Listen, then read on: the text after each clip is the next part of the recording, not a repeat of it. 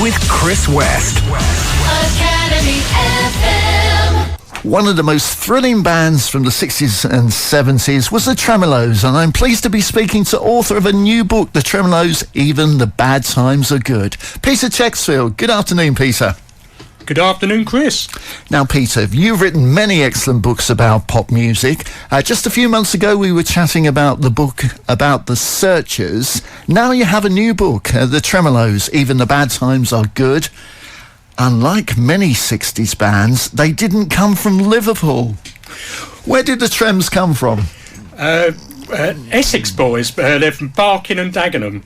I'll touch on to that because there was a famous story, and I'm sure you was about to ask me about they were signed instead of the Beatles.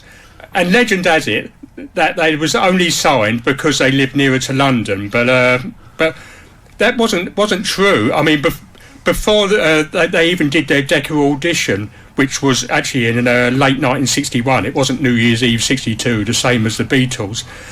But before that, they'd already three of them was working a session vocal trio, back in Visiting American Stars, and so the Decca staff would have known them, and they were also appearing on one of the biggest radio shows at the time before they were even signed, Brian Matthews' Saturday Club. So, I could definitely understand why they signed the Tremeloes, and they were just called the Tremeloes at the time. They wasn't called Brian Paul and the Tremeloes. And how did they meet?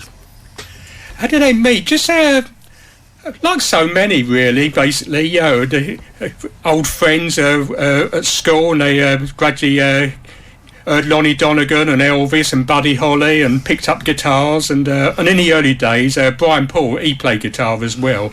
Then he, a bit like someone like Cliff Richard, he just become a vocalist later. They not only had a number of top 10 hits in the UK, they were also very successful around the world, including places like Australia. Why do you think this was?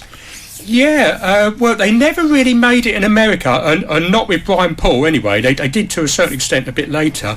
But I asked Brian Paul about that, and he said their manager, rightly or wrongly, saw that or the Beatles and everyone else was making it big in America and decided to concentrate on the rest of the world. And they did. They even made a movie in South Africa. So a pop movie in South Africa, the only beat group to do that. Yeah, but they're very big in Australia and New Zealand and all over the Far East and Europe. Yeah. So. And as you said, they started off as the Tremeloes. Why was it then Brian Paul and the Tremeloes?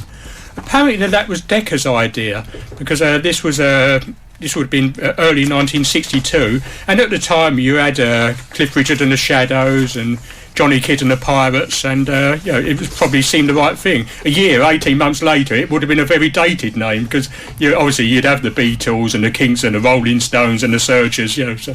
Brian Paul, it was Brian Paul and the Tremeloes. Brian Paul then left the group, and I understand the Tremeloes were probably more successful when Brian Paul went than when he was with the band. Why was that? Good question. In my opinion, sorry Brian if you're listening, they were better.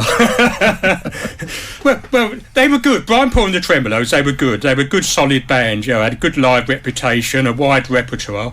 But I don't think there was much really for them to stand out amongst various other bands, whether it be the Applejacks or whatever, the Foremost, and but once gradually throughout 1965, 1966, the rest of the band they were moving on. They were listening to all the mod sounds and the Who and the Small Faces, and following the Carnaby Street fashions.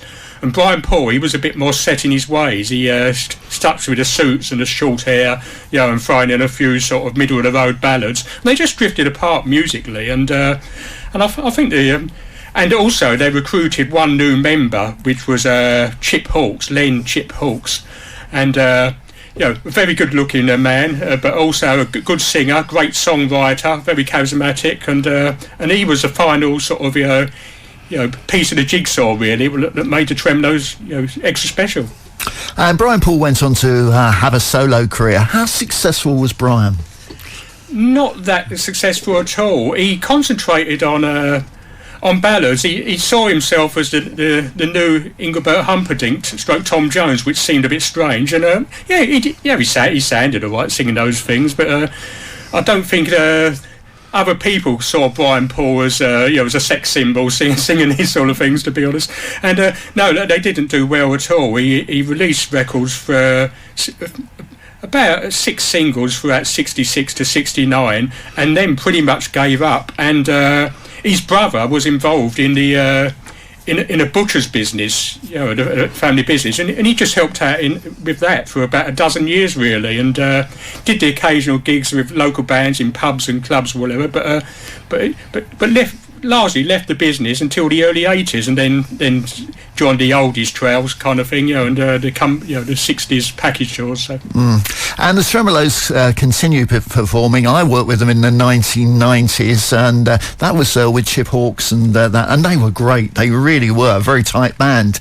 Continued really till today, haven't they? The lineup's obviously changed, but they are still very popular. Yeah, absolutely. Well, until about 5 years ago, they still had several key members. They had Dave Munden, the drummer, and who was also one of the lead vocalists, and sadly he died in 2020. And they had Rick Westwood, who'd pretty much always been the guitarist, and he retired 2019. And the 60s Gold Tour in 2021. And this was after lockdown, and they hadn't done anything. And Chip Hawkes was still supposed to be fronting the band then. He did the opening night. I can't remember where it was. It wasn't local, but he struggled to get through it. And then he called his son Chesney, and Chesney Hawkes fronted the Tremeloes for a couple of years, and did a good job. But it's not the real thing, is it? Really? So. And of course, Chesney Hawkes had a big hit with One and Only, didn't he? Yeah. In his own right. Yeah. And he's good. I was never particularly a fan, but when I saw him fronting the Tremeloes, I sort of defend him now. When people say Chesney Hawkes, I said no, he's good. He's got a lot of charisma and a good voice, yeah. And certainly in the last decade, also, Brian Paul teamed up with Chip Hawkes and did some gigs with him as well, didn't he? Yeah, they did. They did a few tours together. Yeah, that's right, yeah. Well, your book, as I say, is The Tremeloes. It's an excellent book. It's a great story as well, isn't it? Not only is there lots of facts in there, but it's a great story of how the Tremeloes have changed over the years. If our listeners would like to purchase your book, how do they get hold of it? From Amazon, the biggest bookshop in the world. It is, yes. Lovely. Well, Peter, thank you very much for the interesting insight into one of the world's greatest bands, the Tremeloes. Thank you.